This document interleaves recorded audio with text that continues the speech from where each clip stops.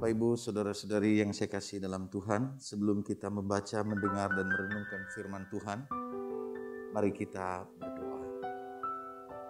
Bapa di surga, kami bersyukur pada pagi hari ini, kami boleh beribadah bersama, kami telah memuji Tuhan, dan inilah saatnya bagi kami membaca firman Tuhan, mendengar dan merenungkannya. Bapa, katakanlah apa yang Engkau ingin katakan kepada kami. Hati dan jiwa kami, telinga kami terbuka untuk mendengarkan Engkau.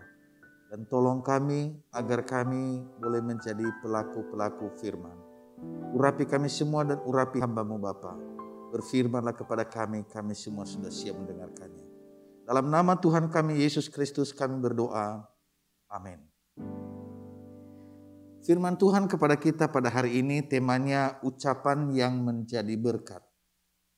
Dan firman Tuhan yang menjadi landasan daripada firman ini terdapat di dalam surat Kolose pasal 4 ayat 5 dan 6. Kolose pasal 4 ayat 5 dan 6 demikian firman Tuhan. Hiduplah dengan penuh hikmat terhadap orang-orang luar. Pergunakanlah waktu yang ada.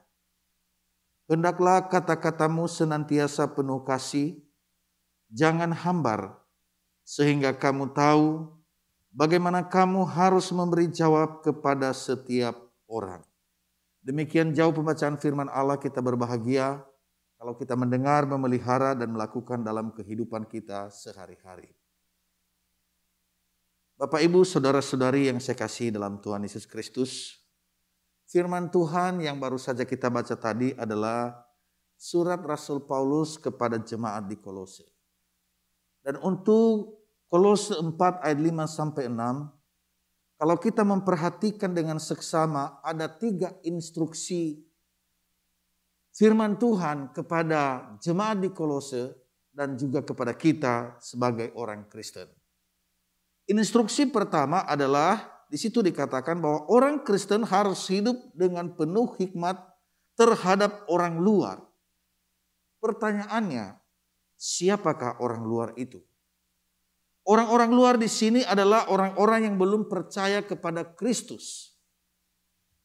Dan kita sebagai jemaat Tuhan yang sudah percaya kepada Kristus, maka ketika kita berada di tengah-tengah saudara-saudara kita yang belum percaya kepada Tuhan, di situ firman Tuhan katakan, hiduplah dengan hikmat.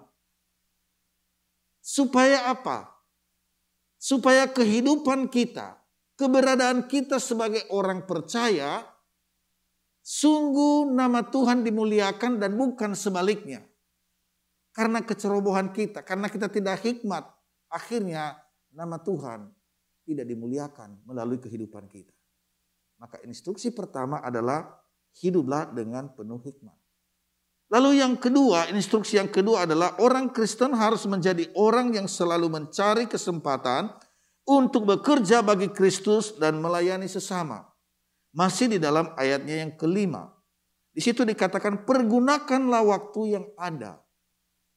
Jadi waktu yang ada itu begitu singkat. Maka sebagai orang-orang yang sudah percaya, yang sudah ditebus, dan kita hidup di dalam anugerah Tuhan, maka kita tidak membiarkan waktu itu berlalu begitu saja. Kita harus sungguh-sungguh mempergunakan waktu yang ada. Tujuannya apa? Untuk memuliakan Kristus, untuk melayani Tuhan, dan melayani sesama. Ini instruksi yang kedua. Lalu instruksi yang ketiga, dan kita akan bahas hari ini dengan tema ucapan yang menjadi berkat. Instruksi yang ketiga adalah orang Kristen harus memiliki daya tarik dan kecerdikan dalam ucapannya. Di situ dikatakan di dalam ayat yang ke-6, hendaklah kata-katamu senantiasa penuh kasih, jangan hambar, sehingga kamu tahu bagaimana kamu harus memberi jawab kepada setiap orang. Saudara-saudaraku yang saya kasih dalam Tuhan, tema kita hari ini ucapan yang menjadi berkat. Agar ucapan kita, kata-kata kita bisa menjadi berkat, maka ada 3 hal di dalam ayat yang ke-6. Yang pertama, supaya kata-kata kita, ucapan kita menjadi berkat, maka perkataan kita harus penuh kasih. Ini yang pertama, ayat 6a. Lalu yang kedua, perkataan kita jangan hambar, yaitu ayat 6b. Dan perkataan kita harus perkataan yang bijaksana di dalam ayat 6c. Ketiga hal ini saya ajak kita pada pagi hari ini merenungkannya. Dan doa saya, firman Tuhan ini boleh sungguh-sungguh menjadi berkat bagi kita sebagai anak-anak Tuhan. Kata-kata kita harus menjadi berkat. Yang pertama adalah perkataan yang penuh kasih. Pertanyaannya bagaimana? Bagaimana perkataan yang penuh kasih itu? Saudara-saudara, perkataan yang penuh kasih itu diucapkan dengan ramah, dengan lemah lembut. Sehingga telinga orang yang mendengarnya, ucapan-ucapan yang ramah, ucapan-ucapan yang lemah lembut itu menyenangkan. Tetapi bukan hanya ramah, bukan hanya lemah lembut, saudara. Setiap kata yang kita ucapkan, maka ketika kita mengucapkannya berpikir terlebih dahulu. Sebelum kata-kata itu diucapkan. Supaya perkataan itu mendatangkan kebaikan. Mendatangkan kebaikan kepada siapa? Dua hal. Mendatangkan kebaikan bagi yang memperkatakannya. Bagi yang mengucapkannya. Jadi kata-kata yang diucapkan oleh yang memperkatakannya itu menjadi berkat bagi dia. Dan yang kedua, menjadi berkat bagi yang mendengarkan perkataan itu. Itu saudara-saudara, perkataan yang penuh kasih. Nah, saya akan memberikan contoh dua, saudara. Contoh yang pertama adalah contoh yang kurang baik atau tidak baik. Dan contoh yang kedua nanti adalah contoh yang baik. Saudara, contoh yang tidak baik. Sebuah kisah seorang pria bertubuh besar dengan kacamata tebal berjalan mendekati sebuah meja di mana ada wanita-wanita di situ sedang makan.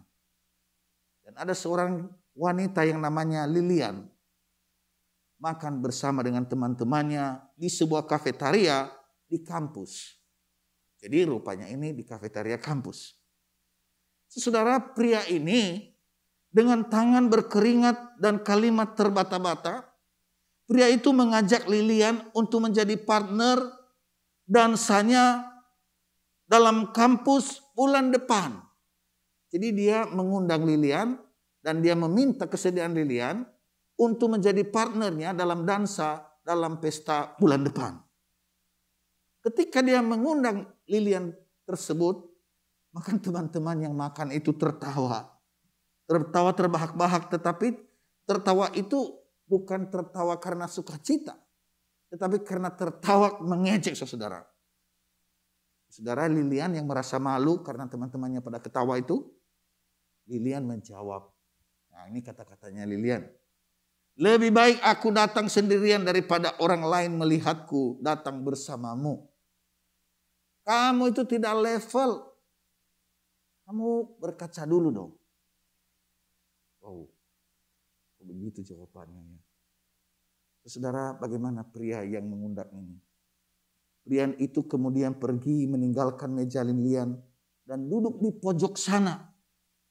Di kafetaria itu. Tertunduk, lesu dan merasa dipermalukan. Saudara, mungkin kita sepakat bahwa Lilian dan teman-temannya melakukan sebuah tindakan yang sungguh tidak elok. Bukankah ia bisa menolak ajakan pria itu secara baik-baik tanpa mengeluarkan kata-kata yang menyakitkan dan mempermalukan pria itu di depan teman-temannya? Kita bisa berkata demikian. Namun saudara, tanpa disadari ada orang yang kerap menyakiti orang lain lewat kata-kata. Padahal firman Tuhan mengajarkan kita untuk menggunakan kata-kata yang penuh kasih dan menyenangkan. Kolose pasal 4 ayat 6 tadi. Perkataan kita harus penuh kasih. Nah, oleh sebab itu, perhatikanlah bagaimana kita berkata-kata. Jangan sampai perkataan kita sebagai anak-anak Tuhan menyakiti orang lain, melukai. Coba laki-laki itu tadi, Dengan malunya dia duduk di sana, tertunduk malu. Dan tidak mau, mungkin dia taruh mukanya bagaimana. Saudara, ada banyak orang dikuatkan dan dibangkitkan kembali semangat hidupnya akibat perkataan yang didengarnya. Dalam konseling kita bisa melihat ketika seseorang datang dengan lesu, ada pergumulan.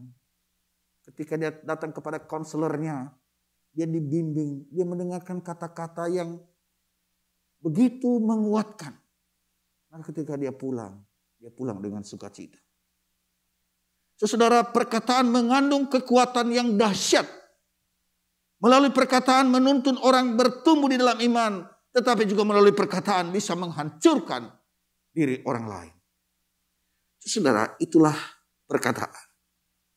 Tapi contoh yang kedua, saudara, adalah contoh bagaimana orang mengucapkan kata-kata yang membuat orang disejukkan, orang yang menangis, orang yang sedih bisa dihiburkan dan bisa dikuatkan.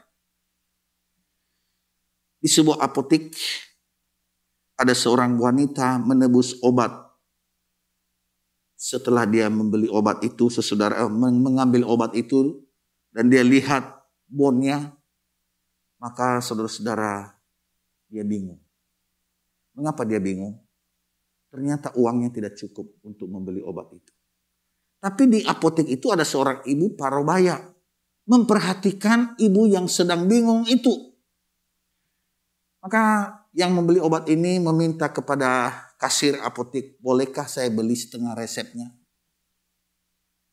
Si kasir boleh, terus dikembalikan yang setengah dan yang setengah dikasih ke ibu itu.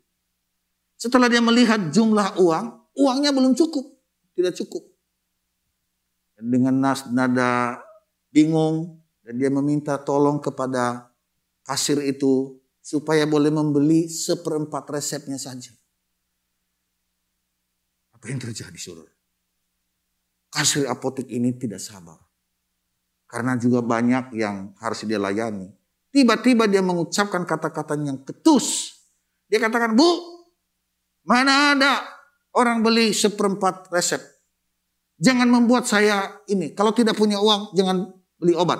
Cari aja di apotek lain." Dan sambil dibentak, ketus ngomongnya. Saudara, ibu ini keluar dengan menangis. Tidak jadi beli obat. Tapi pada waktu dia keluar, saudara, ibu yang melihat, mendengar, menyaksikan apa yang terjadi. Dia ikutin ibu itu keluar. Dan pada waktu dia bertanya kepada ibu itu, "Bu, siapa yang sakit?" Si ibu itu menjawab, "Anak saya." "Bu, sakit apa ibu?" Dikatakan menurut dokter livernya infeksi. Tadi ibu nggak jadi beli obat, tidak cukup uangnya ya. Iya, dan ibu itu menangis. Saya bingung. Saya tidak punya uang untuk membeli. Maka ibu yang parubaya ini mengeluarkan uang dan menyerahkan kepada ibu itu dan dikatakan, "Bu, ini pakai uang ini untuk membeli obat anak ibu."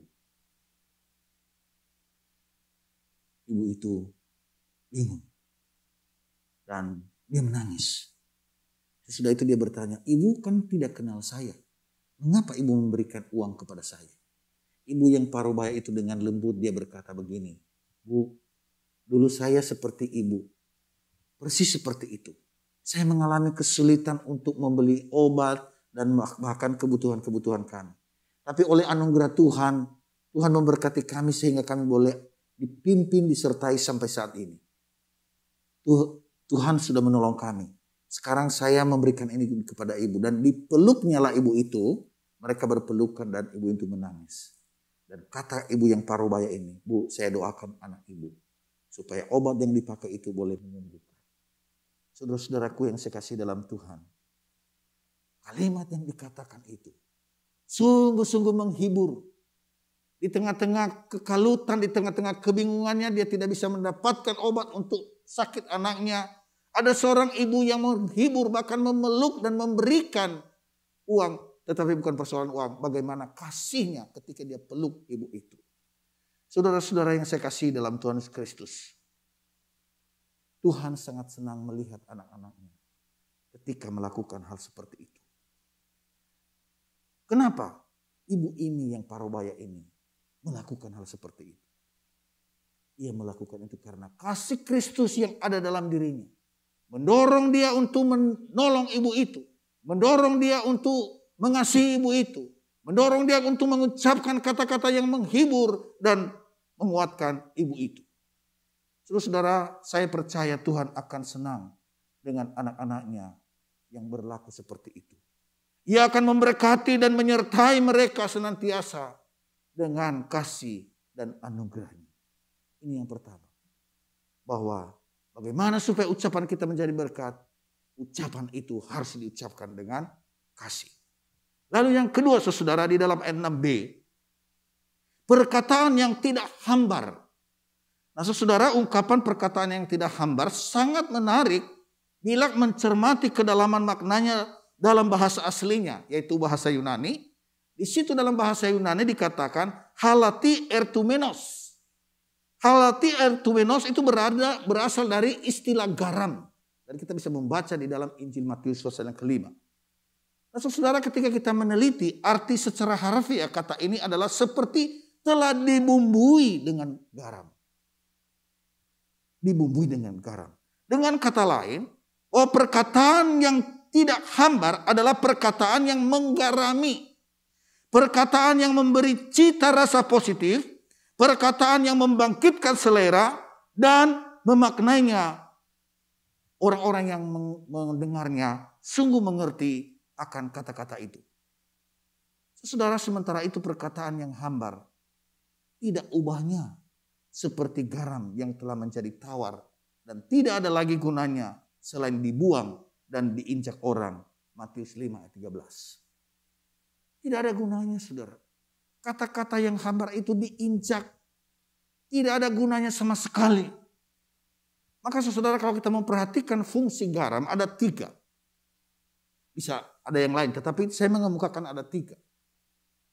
Garam berfungsi sebagai pengawet. Nah, kalau kita memperhatikan bahwa vas bunga yang ditaburi garam, bunga itu lebih awet kesegarannya. Nah, saudara, Bapak dan Ibu di rumah, kalau punya vas bunga, tolong kasih garam. Maka menurut pengalaman bahwa vas bunga tersebut akan lebih awet dan segar. Nah, lagi kalau misalnya lilin dibakar, dinyalakan, taruh garam, maka pengalaman lilin itu lebih terang dan tidak lekas meleleh. Dan dia kalau tidak lekas meleleh berarti bertahan lama. Maka sesungguhnya garam itu memiliki fungsi yaitu mengawetkan. Bahkan saudara, kalau kita tahu ini sudah umum, ikan yang dilumuri garam lebih awet dan tidak cepat berbau amis. Itu saudara, jadi awet. Lalu fungsi yang kedua, saudara, garam adalah berfungsi sebagai penyedap rasa. Coba ibu-ibu atau adik-adik wanita atau siapa saja yang memasak, pasti ada garam. Kalau tidak ada garam, pasti akan kurang sedap. Tapi ketika dikasih garam yang pas, sayur kah, lauk kah, pasti enak sekali. Nah, fungsi garam adalah berfungsi sebagai penyedap rasa. Lalu fungsi yang ketiga adalah garam berfungsi sebagai pemutih. Karena warnanya putih, mengkilat, dan jernih, maka garam dijadikan sebagai gambaran kemurnian. Jadi kalau kita melihat bagian ini, maka sesungguhnya kata-kata itu kalau dikatakan tidak hambar seperti garam tetapi begitu luar biasanya menjadi berkat. Saudara, saya memberikan sebuah contoh. Suami istri yang baru menikah. Wanitanya itu orang kesehatan di rumah sakit karena dia seorang perawat. Suaminya suka main bola. Saudara, ketika mereka menikah, ini dua yang berbeda ini. Nah, kebiasaan yang berbeda. Kalau wanitanya begitu disiplin, rapi semua. Pokoknya debunya itu harus beres semua tuh. Pokoknya di mana barang ini ditaruh di sini dan di situ. Suaminya sedang biasa main bola, baru pulang bola lempar aja. Ada lumpur juga lempar aja. Nah si wanita gak bisa terima.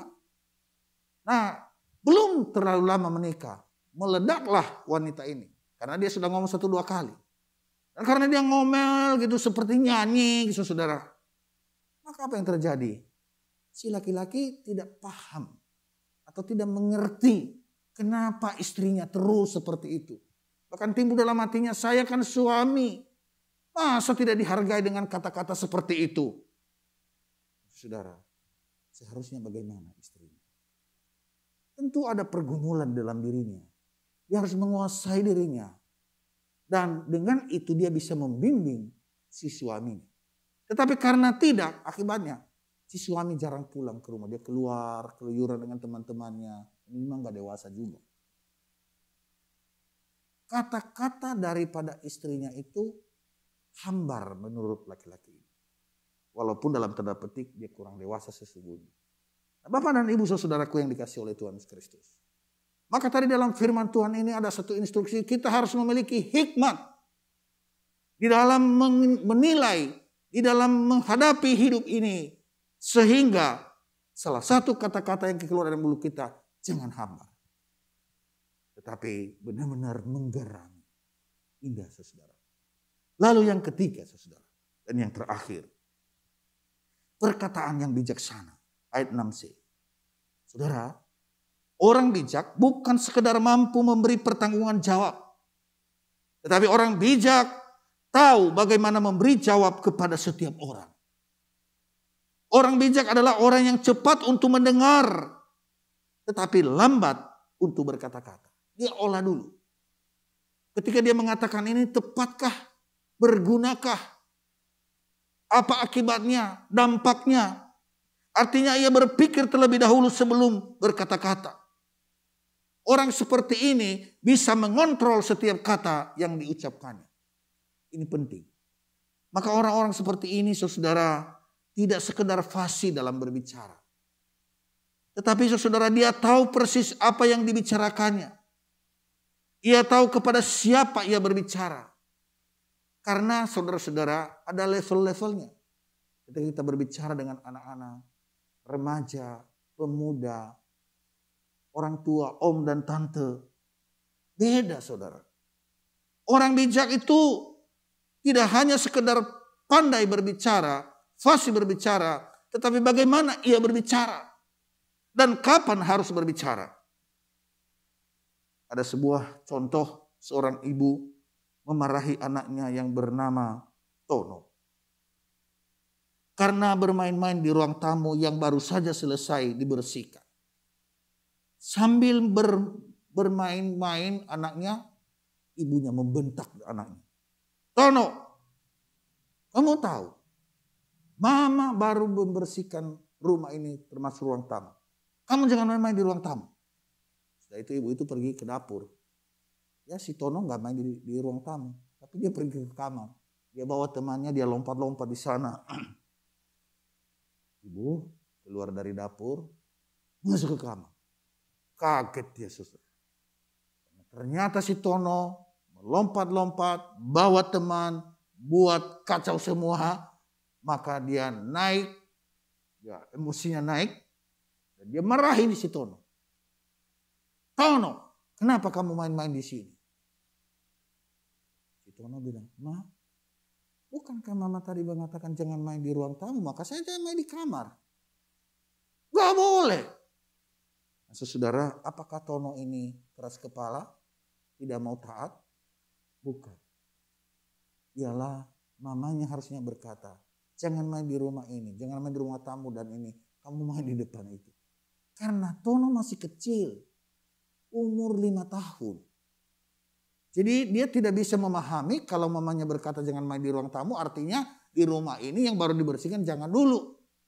Mamanya yang kurang mengerti bicara kepada anaknya. Saudara, itulah persoalannya. Nah, sebenarnya persoalan ini itu lebih kepada mamanya yang tidak bisa menyampaikan dalam umur anak seperti itu.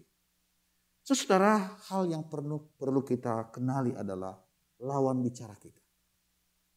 Mengetahui lawan bicara bisa menentukan kata-kata yang akan dikeluarkan. Kita tidak bisa menganggap semua orang sama. Pengetahuan dan daya tangkap orang berbeda-beda. Saudara tidak mungkin bicara pada anak kecil atau seperti Tono layaknya pada orang dewasa. Dengan menggunakan istilah-istilah yang sulit, susah dipahami. Dan ketika kita melakukan seperti itu orang lain gak paham. Saudara yang saya kasih dalam Tuhan. Saya mau mengajak kita pada pagi hari ini. Saya berdoa sebagai anak-anak Tuhan. Kata-kata kita sungguh menjadi berkat. Maka hari ini mari kita semua membangun hubungan dengan orang lain. Karena kasih Kristus membutuhkan jembatan yang namanya adalah ucapan. Maka hari ini mari kita bertekad bersama-sama.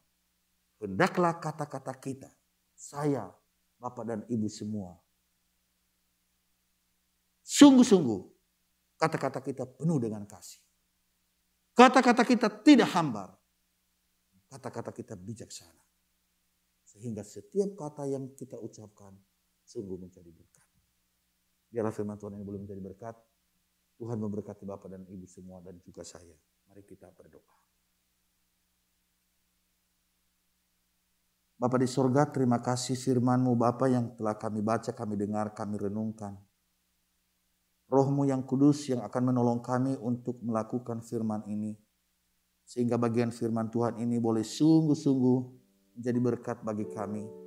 Dan terlebih itu Tuhan kami mohon agar kami boleh menjadi pelaku-pelaku firman Tuhan. Di mana kata-kata kami senantiasa penuh kasih. Kata-kata kami tidak hambar, kata-kata kami bijaksana. Sehingga nama Tuhan dipermuliakan dan menjadi berkat dimanapun kami berada. Bapa di surga, kami juga bersyukur untuk jemaat GKBI yang Tuhan telah sertai dan berkati terus. Di tengah-tengah pandemi, di mana kami sampai saat ini belum bisa beribadah bersama-sama di gereja. Belum bisa melakukan kegiatan secara bersama-sama baik di sekolah minggu, di remaja, di pemuda, wanita, bapak-bapak, usia indah. Semua kami melakukan secara online. Tapi kami bersyukur bahwa Tuhan memberikan kami sarana, yaitu internet dengan Zoom dan juga hal-hal yang lain yang boleh kami gunakan menggunakan internet.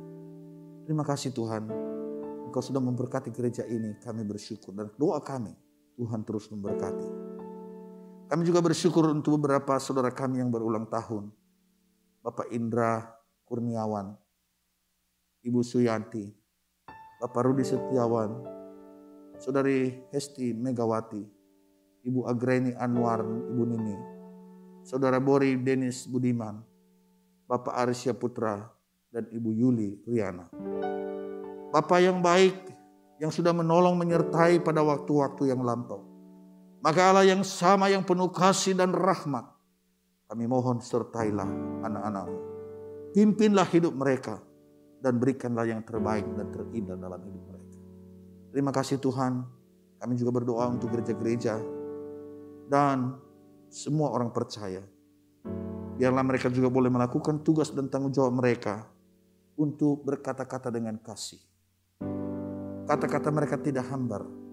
Mereka bijaksana agar mereka juga boleh menyuarakan kebenaran dan mereka boleh memberitakan Injil melalui kehidupan mereka, melalui lembaga gereja, bahkan lembaga-lembaga seperti sekolah Kristen, rumah sakit Kristen, dan lembaga yang lain. Terima kasih Tuhan. Kami doakan juga bangsa dan negara kami. Negara yang kami cintai di mana kami ada. Saat ini kami bersama-sama dengan anak bangsa ini susah karena pandemi ini. Kami berseru kepadamu Tuhan, tolonglah supaya virus corona ini boleh juga meninggalkan kami. Mendoakan pemerintah kami, Tuhan beri hikmat kepada mereka. Terpujilah Engkau Bapa. Inilah doa kami yang kami naikkan kepadamu.